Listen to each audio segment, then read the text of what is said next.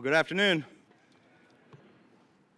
I'm standing on the steps of our beautiful and historic State House, which has been here since 1772 and which played such a pivotal role in the birth of our nation.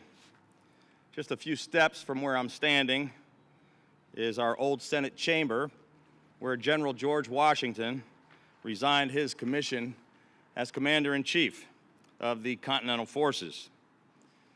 233 years ago, the Revolutionary War officially ended right here inside this very State House with the ratification of the Treaty of Paris in 1784. For Maryland and for our nation, this has always been a revered and sacred place where great things have begun, where great men and women have served, and where great things have been accomplished.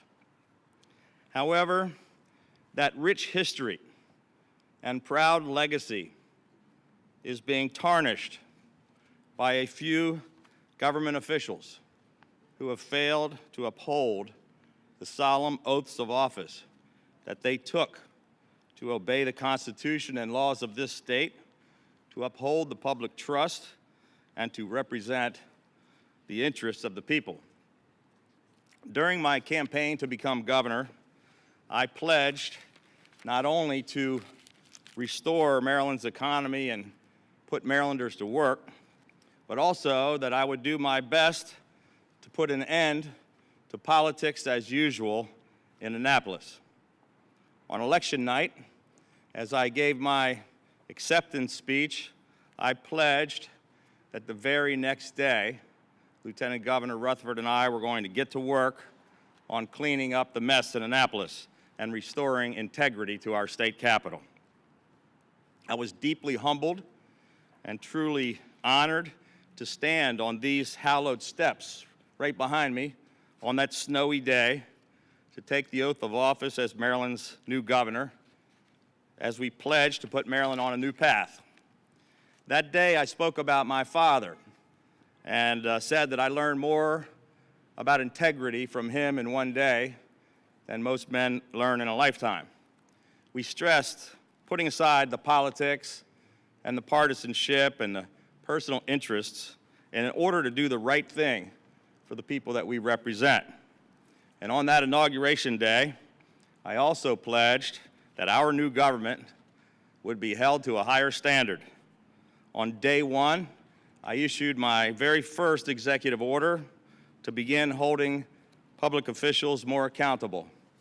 We outlined the standards of conduct that my own cabinet, my own staff, as well as all employees of the entire executive branch of state government would be held to from top to bottom. Not a day goes by that I don't think about what an incredible honor it is to have been given this opportunity to serve the people of Maryland.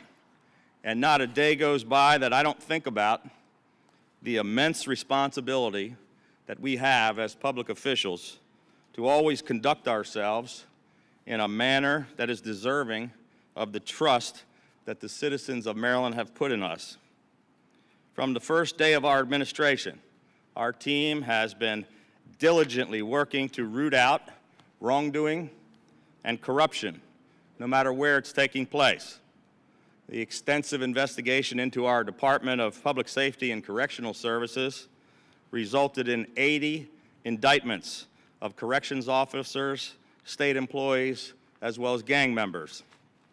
And after 30 months of an extensive federal investigation, which is still underway, we are now also painfully aware that current and former members of our own legislature, along with local government officials and others, have been abusing the public trust and using their offices for self-enrichment and criminal activity. This type of conduct is disgraceful and must no longer be tolerated in our great state. U.S. District Court Judge J. Frederick Motz once referred to Maryland's political system as a, quote, culture of corruption. Maryland has not had comprehensive ethics reform in 15 years, with the potential of even more state and federal charges to be filed against additional public officials. Marylanders are now asking how many more public officials have to be indicted before we are finally going to take the actions necessary to clean up this mess. Today, we are announcing our Integrity in Government Initiative, which is a multifaceted effort to strengthen and toughen our state ethics laws and to provide oversight and create transparency in order to help the public understand how and why decisions are being made by Maryland's lawmakers.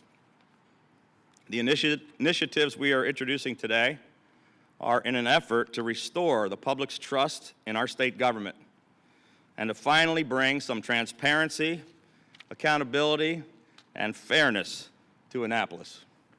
Today, we are introducing the Public Integrity Act of 2017. We cannot allow the unethical behavior of the few to tarnish the goodwill of the many in our state capital. We cannot allow a culture of corruption to take root and to grow in our state. Together, we have a shared obligation to restore the honor and the foundation of public trust that these proud institutions once held. When legislators are being charged with taking cash bribes to sell their votes, it is time for action to be taken to finally clean up this mess in Annapolis.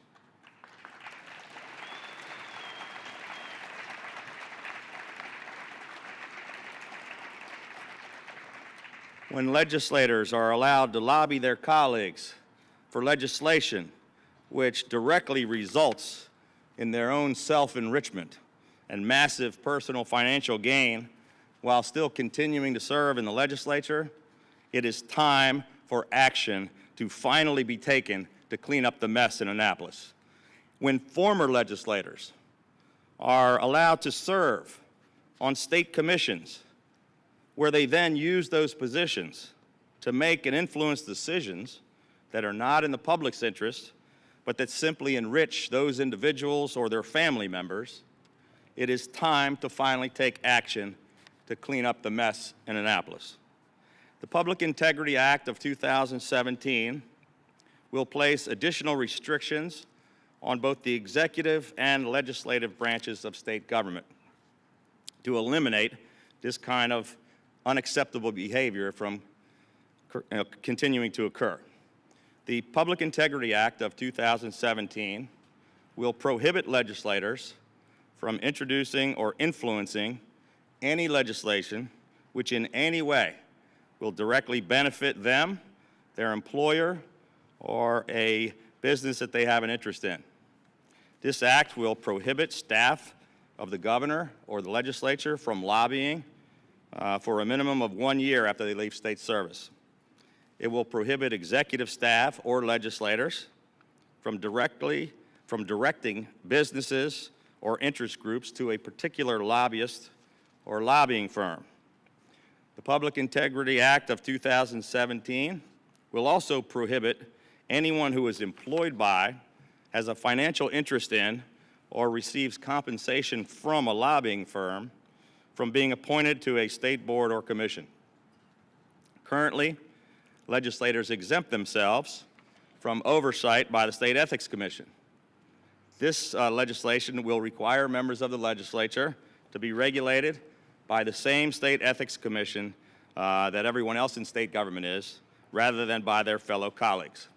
The governor and all other state employees are already held accountable under the Ethics Commission, and holding members of the legislature to the same standards will create much-needed consistency and independent oversight across state government.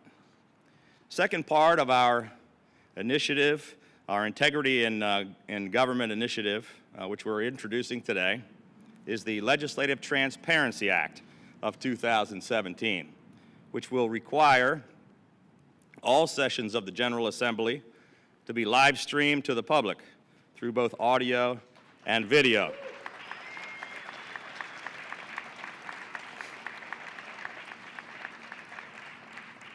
Maryland is one of only 7 states in the entire nation that does not live stream video of their deliberations in either house of the legislature. Our administration has already funded $1.2 million in this year's FY 2018 budget to cover the cost of enabling this live streaming, so there is no reason why the legislature cannot act this reform right away. We supported similar legislation for this last year, but ironically, this important transparency legislation never saw the light of day because it was hidden in a drawer and was never even brought to the floor for an up or down vote. The public has a right to know what their lawmakers are saying and doing during the debate on these important issues, which are affecting the taxpayers. Legislators should be deliberating and making these important decisions out in the open, in the light of day. Why do they insist on dealing in secrecy? What is it that they have to hide? Especially in the light of the recent unethical and potential criminal activity that is taking place, Marylanders deserve this openness and transparency. The third piece of our Integrity in Government initiative, which we are introducing today, is the Liquor Board Reform Act of 2017. These local liquor board and liquor inspector jobs are the last vestiges of an archaic political patronage system, which for many decades has been controlled and run by state senators and their local political party central committees. Given the recent indictments of both liquor board members and legislators, it has become clear that it is finally time to clean up this mess. These positions should be filled by qualified and fully vetted professional law enforcing and law abiding regulators.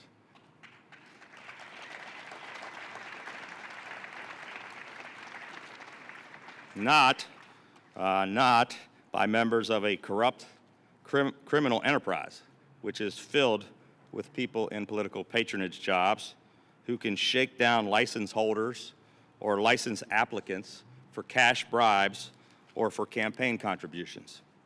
The Liquor Board Reform Act of 2017 will fully remove the political party central committees from the nominating process. This legislation will still provide for the advice and consent of the Senate for these nominations, and a state senator may still nominate a liquor commissioner, but they will no longer be able to do so in secrecy, and they will no longer be able to do it in conjunction with their political functionaries. This new legislation will require senators to publicly and formally make an official nomination or recommendation, and each nominee will now have to go through a thorough vetting process and will be required to submit to a criminal background check. This legislation will also enhance the power of the State Ethics Commission to provide additional oversight into the liquor board process. Lastly today, in a further attempt at promoting fairness and good government, and to further assist in the cleaning up of the political process in Annapolis, the fourth initiative we are introducing today is the Redistricting Reform Act of 2017,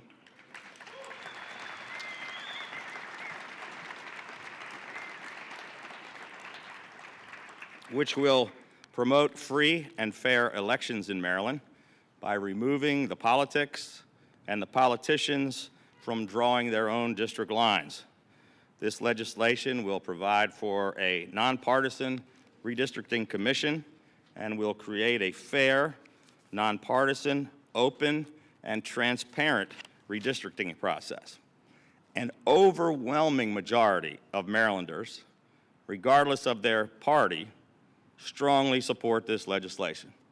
the people of Maryland desperately want and certainly deserve balance, fairness, and bipartisanship in our state.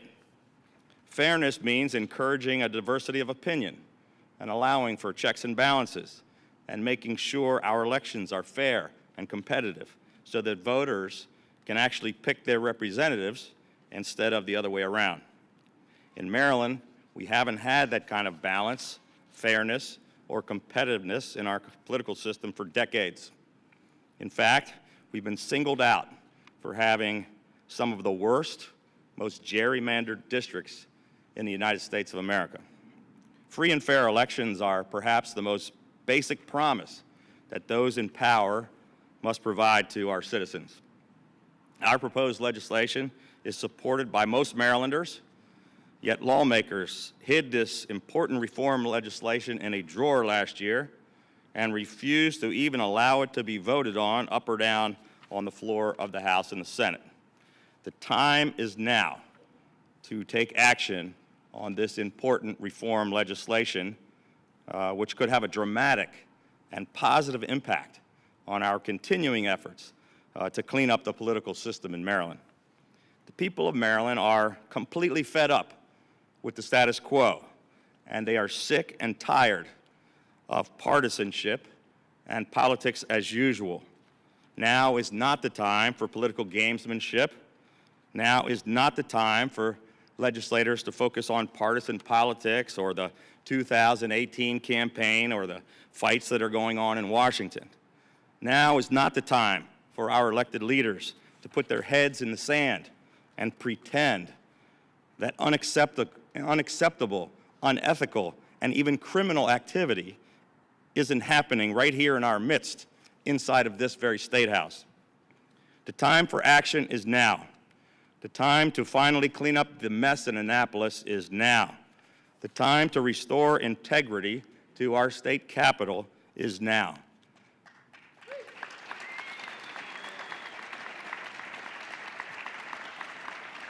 In just a few moments, I will be going up these marble steps behind me, and I will personally hand carry these important pieces of reform legislation to both chambers of our legislature. And over the coming weeks, we will be asking our legislators on both sides of the aisle to join together with us to enact these meaningful ethics reforms. I strongly believe that together we must do whatever it takes to restore integrity to our state capitol, to ensure that the best interests of Maryland's citizens are being represented fairly and honestly, and that the voices of the people that we represent are finally being heard here in Annapolis. Thank you very much.